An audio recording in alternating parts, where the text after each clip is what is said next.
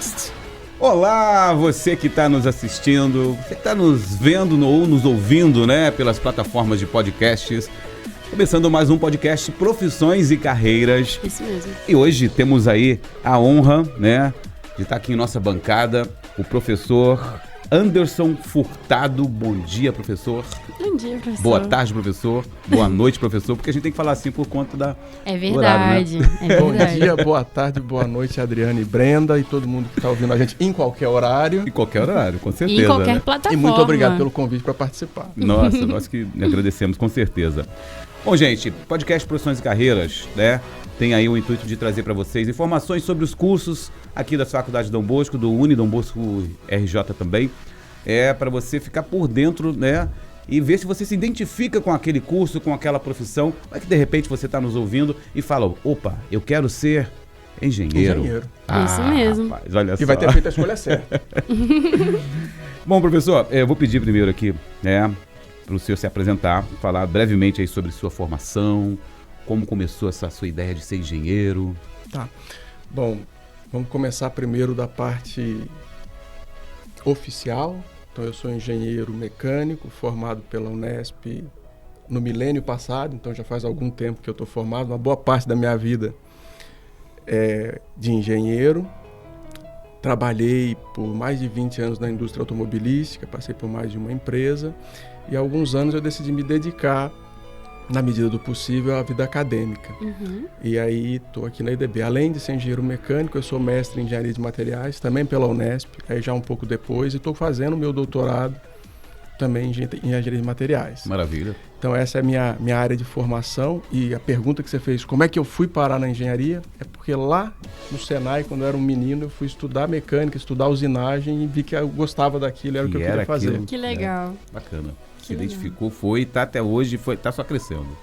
Importante. E tá crescer eu não cresci muito. pessoas também. Todo mundo vê, eu não tenho crescido muito. Eu ia falar assim, o pessoal não tá vendo, né? Mas hoje em dia a gente tá com um podcast e o videocast também. Sim. Né? Mas eu também não passo muito dessa altura, professor. Ninguém aqui cresceu muito nessa mesa. Olha só. Então, professor, falando agora da nossa instituição, né? Quais cursos de engenharia que estão disponíveis aqui? Então, hoje na EDB nós temos 4 cursos de engenharia. Alguns mais antigos e alguns mais novos. A faculdade de engenharia, ela surgiu e foi autorizada a funcionar em 1998. E o primeiro curso que a gente teve é de engenharia elétrica e eletrônica, que foi autorizado na mesma data. A seguir, a gente teve o curso de engenharia de produção, onde a faculdade teve uma grande inovação, que ela criou o curso de engenharia de produção automotiva na região, porque era uma necessidade da região. Então é uma coisa interessante. Em 2010, a gente teve autorização para começar o curso de engenharia civil. Sim. E em 2013, o curso de mecânica. Eu só acho estranho mecânica ter sido o último, porque é um curso tão interessante. Eu também acho, Mas fora a brincadeira, esses são os cursos que a gente tem hoje disponíveis de engenharia na EDB, Legal. na Faculdade de Engenharia. Olha só, para a pessoa que está nos ouvindo, para o nosso futuro aluno de engenharia, né? Eu também não sei algumas, né? Mas vou perguntar aqui, né? Algumas eu já sei, né? A engenharia civil é responsável por quê? A engenharia civil é responsável por quê? Pelas construções? Vou falar de uma maneira diferente. Deixa eu falar de uma maneira diferente. Primeiro eu vou falar da engenharia. A engenharia é responsável por moldar um mundo mais confortável para nós. Que legal. Acho que essa é a história, né? Falando. Eu tenho muito isso. Você vai ver que a gente vai acabar falando muita coisa assim. Eu tive a sorte de conhecer pessoas que me mostraram um lado muito, muito mais humano da engenharia do que as pessoas costumam ver. E o trabalho do engenheiro é transformar tudo aquilo que todo mundo aprendeu desde a escola de física, química, matemática e conseguir modelizar isso e construir coisas que permitam que a gente tenha uma vida melhor. Isso de um modo geral, a engenharia. A engenharia. E aí, quando a gente vai dividir na nossa engenharia, se a gente fala da engenharia civil, a engenharia civil normalmente trabalha tanto com obras pequenas, se a gente pensar da nossa casa, do nosso pequeno mundo, quanto com as grandes obras. A engenharia civil é responsável pelas estradas, pelas grandes construções, pela urbanização, de certa maneira, junto com o pessoal que faz arquitetura. Então, é um mercado muito mais voltado realmente para o desenvolvimento e o progresso das estradas, do país, da logística, desse tipo de coisa. Por que eu estou perguntando isso? Às vezes a pessoa, o menino, a menina que está em casa nos ouvindo, né, querendo ser um engenheiro, e fala assim, poxa, eu gosto muito de mexer com mecânica, vamos dizer assim, eu gosto de automóveis, eu gosto de... Então ele pode ser um engenheiro mecânico. A engenharia mecânica é responsável pela... Essa é uma confusão, é até legal falar então, isso. Justamente, eu estou provocando isso. Muitas vezes, e é importante o menino que está ouvindo a gente entender isso, muitas vezes a gente acha que o engenheiro mecânico é o cara que vai consertar um carro, e não é isso. Sim. A função do engenheiro mecânico é entender das máquinas, não só de carro, não só de automóvel. O engenheiro mecânico é o cara que vai desenvolver toda a parte realmente de movimentação mecânica, pneumática, hidráulica, como é que funciona uma indústria. A complexidade de tudo isso. A pessoa, vou dar um exemplo que eu acho que é legal para as nossas 4 engenharias. Acho que dá para, com um exemplo só, falar bastante disso, de todo mundo lá dentro. Certo. Uma usina hidrelétrica precisa de todos esses caras. Uma usina hidrelétrica precisa muito do engenheiro civil para projetar toda aquela estrutura. Perfeitamente. Obviamente, se ela é hidrelétrica, ela precisa de um engenheiro eletricista para entender a geração daquela energia, como é que funciona todo o sistema elétrico e eletrônico. Ela precisa do engenheiro mecânico para entender aquelas máquinas, aquelas turbinas, como é que a gente tira essa energia mecânica e potencial da água para transformar em energia elétrica. E aí o elétrico vai transformar assim como chegar na casa. Sim. E a gente precisa do cara da produção que vai fazer a gestão de todo mundo que está ali para fazer a produção acontecer da melhor maneira possível. Talvez a gente consiga descrever os 4 pegando esse exemplo da usina hidrelétrica. Sim, verdade. E eu fugi do roteiro, né, Wanda? Não, mas tá tudo bem, foi muito bom. Eu sigo, se vocês me chamarem, eu vou, porque eu não sei qual que é o roteiro. Eu fugi, sabe por quê? Vou fugir de novo aqui, na verdade, né? Porque não sei se eu já revelei isso pra alguém, a engenharia é, tipo assim, uma profissão que muito me chama atenção. Acho que se eu não fosse um publicitário, se eu não fosse um comunicador, se eu do lado da entrada ali é a secretaria, você pode passar lá e ainda dá tempo de matricular. Sempre dá, pro segundo semestre agora, mas tem uma frase que fala assim, de médico e louco, todo mundo tem um pouco, né? Eu faria uma adaptação de engenheiro e louco, todo mundo tem um pouco. Também. Porque eu sou um pouco de engenheiro. Na minha casa eu faço uma porção de coisas, lógico, não com essa complexidade toda da engenharia, de fazer tudo certinho. Mas eu olho a coisa e já consigo... Mas a engenharia não é complexidade, a engenharia é achar solução, cara. Justamente. Eu tento isso lá em casa, olha só. Então por isso que eu acho que eu sou um engenheiro não formado. De médico, engenheiro e louco, todo mundo tem um pouco. É verdade. Então, deixa eu voltar pro roteiro aqui, que eu já fugi, não sei nem... A gente estava na terceira aqui, não é isso? A segunda. Então, depois que a gente conversou sobre tudo isso, fora do nosso roteiro, eu pediria pro professor descrever pra gente qual seria o perfil ideal, então, do estudante, né, para esse curso de engenharia, para os cursos de engenharia. Qual o perfil? Eu acho, na verdade, que você já respondeu, cara. Antes, né? O que é o perfil? O que é um bom engenheiro? O que é alguém que tende a ser engenheiro? É uma pessoa que tem que ser curiosa, que tem que querer achar soluções, que tem que observar, que tem que saber transformar aquilo que ele está vendo em número. Ele tem que conseguir modelizar aquilo de maneira a fazer o quê? Encontrar uma solução. E, obviamente, depois uma solução ótima. Então, o começo é fazer alguma solução. Normalmente a gente chama essa solução de gambiarra, né? A primeira. E essa não é a do engenheiro. Essa é a minha especialidade. E essa não é a do engenheiro. Mas depois disso você consegue otimizar essa solução. Esse talvez seja o grande segredo, o grande passo. Então, resumindo muito, é uma pessoa que precisa ser curiosa, precisa gostar de número, precisa gostar de entender a ciência das coisas, precisa buscar os porquês. Porque você só vai conseguir modelizar se você entender o porquê daquilo. A hora que você entende o porquê e que você tem esse básico, se você tem curiosidade, tem vontade de propor soluções, se você enxerga mais soluções do que problemas, é o perfil ideal para quem quer fazer engenharia. Então, se você se identificou com isso tudo, é só vir para cá, para o União Dom Bosco, RJ, a EDB, né? E falar aqui com o nosso coordenador dos cursos de engenharia. Tem aula só com feras. Só fera mesmo. Estou disponível sempre lá embaixo para atender o pessoal que estiver curioso, não tem problema nenhum, pelo contrário. Professor, falando então das competências, né, dos alunos, o que ele precisa ter? Então, na verdade, a gente acabou falando, quando a gente falou do perfil, fala um pouco das competências, né? Mas como é que a gente trabalha para ser um pouco mais objetivo para quem vai entender, e talvez seja técnico demais o começo do que eu vou falar, mas é interessante, a gente parte, quando a gente está construindo o nosso curso, das DCNs, que são as Diretrizes Nacionais Curriculares do MEC. Então, o MEC tem uma lista de competências que a gente espera que o aluno aprenda. Em cada disciplina, a gente põe quais são as competências principais que a gente quer desenvolver. Então, é uma coisa muito ampla.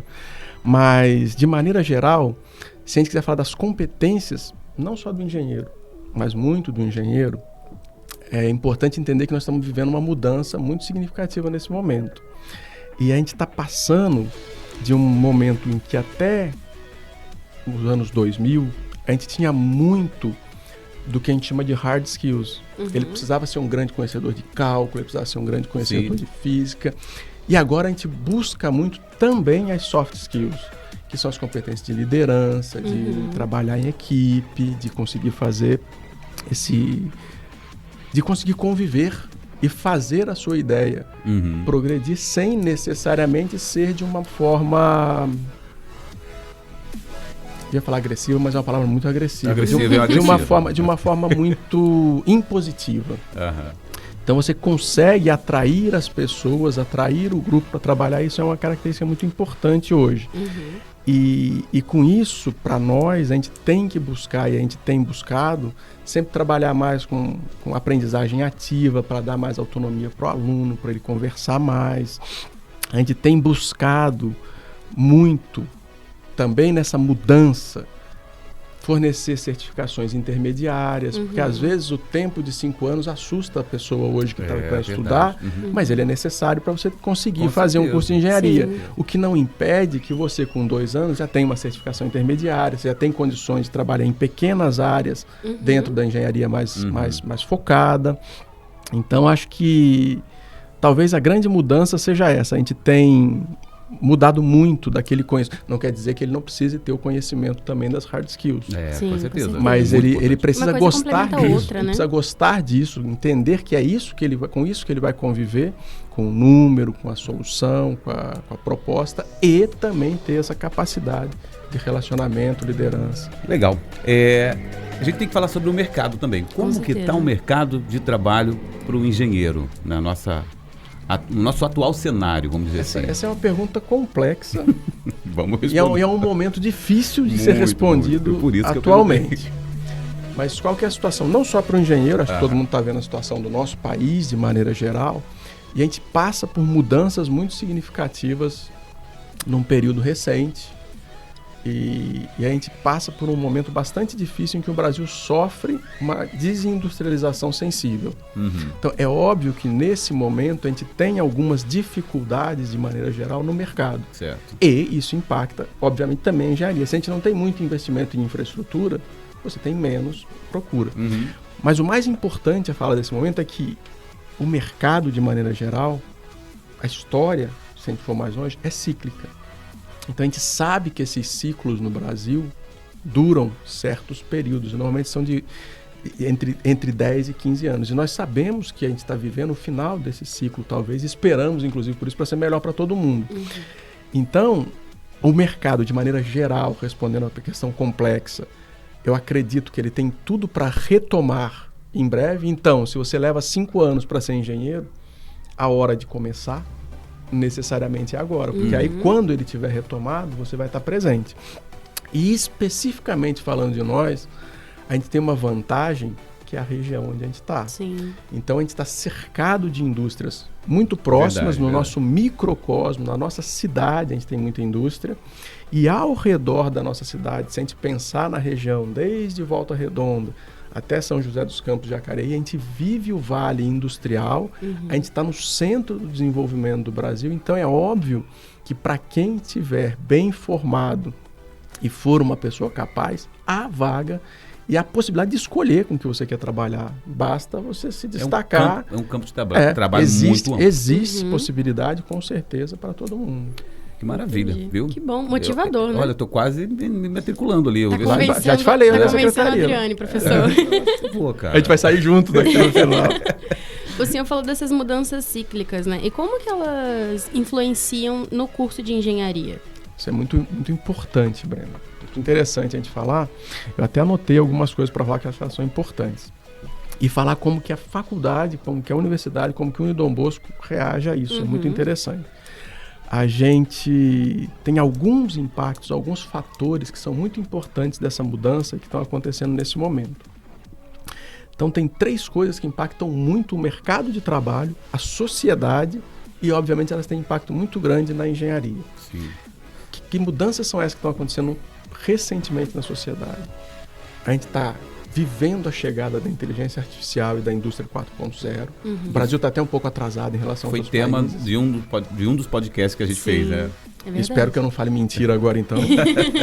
A gente está vivendo a introdução dos soft skills que a gente falou como parte disso da indústria 4.0, então ainda está no primeiro item.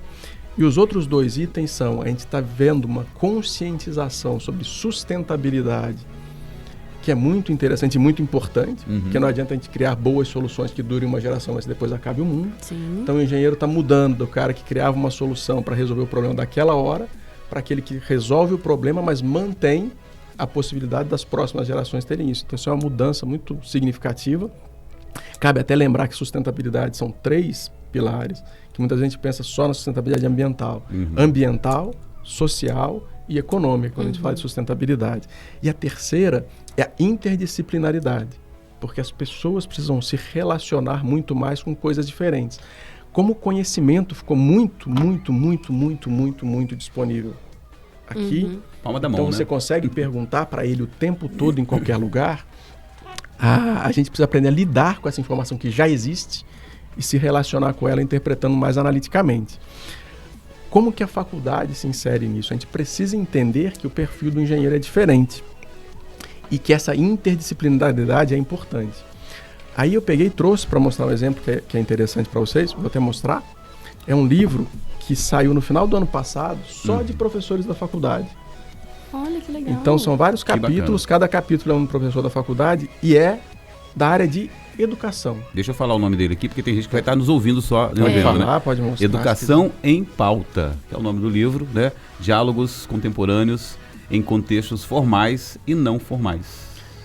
Então esse livro saiu agora por quê? Porque o pessoal da educação construiu vários assuntos sobre isso. E por ter um TCC, que foi um aluno que fez em 2020, que tratava exatamente da mudança dos cursos de engenharia relacionado com a indústria 4.0, que já tá a gente teve um capítulo no livro. Que legal. Então tem um capítulo no livro mostrando exatamente, a ideia era uma pesquisa, porque a faculdade mudou com as novas DCNs e com esse impacto, ela mudou para uma metodologia de ensino por projetos e esse tipo de coisa no ano de 2019. Esse trabalho foi feito em 2020 e pesquisou tanto os alunos que tinham passado por isso, quanto essa mudança, quanto os que não tinham passado, para ver como que eles entendiam se a formação deles era adequada ao mercado de trabalho. O mais interessante que a gente não fez ainda, espero conseguir fazer, é que a turma que entrou em 2019 vai terminar em 2024. A gente pode refazer a mesma pesquisa com essas pessoas para ver se mudou ou não a visão deles do que eles achavam que era a formação que eles estavam começando. Que bacana. Gente, a engenharia é uma profissão fantástica, né? Concordo. Eu sou suspeito de falar que eu gosto também, né? Infelizmente, o intuito aqui do podcast é Profissões e Carreiras, a gente fazer rapidamente, né? Passar rapidamente por todos os assuntos, não por todos os assuntos, mas pelo menos alguns tópicos, né? Sim. E também chamar a atenção, né, dos jovens que estão nos ouvindo, nos assistindo e querem ser um engenheiro, né? A gente vai ter que encerrar. Infelizmente, porque o papo tá bom. Tá bom demais.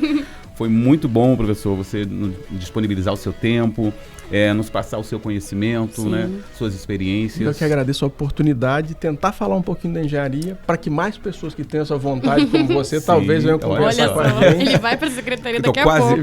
Quase, eu acho que eu vou. Professor, muito obrigado, né? Eu queria que o senhor deixasse uma mensagem agora para finalizar para o jovem que está nos ouvindo, está nos assistindo. Tá, eu acho, na verdade, que talvez o que mais seja importante para descrever muito resumidamente o que a gente falou do que é a engenharia, para que ele entenda e veja se é isso que ele quer. Eu vou usar outra palavra que você vai dizer que é um pouco filosófica, mas eu aprendi isso com um professor do meu primeiro ano que dava aula de siderurgia e fundição, que não parece ter nada a ver com essa palavra.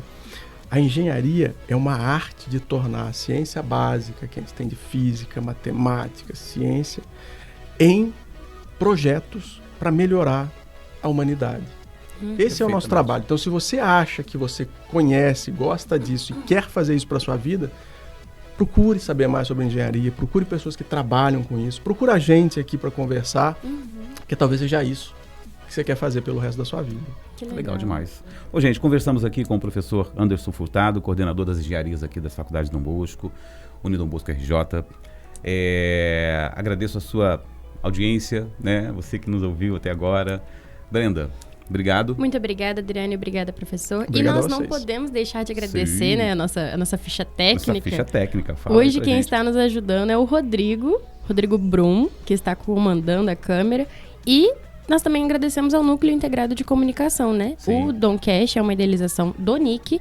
E o nosso objetivo é te ajudar a escolher aí o que você vai fazer, Sua profissão. a sua profissão, o que você vai fazer por anos e anos. É verdade. Muito obrigado, então, gente. Até a próxima. Obrigado, professor, mais uma Até vez. a próxima. Valeu, gente. Obrigado.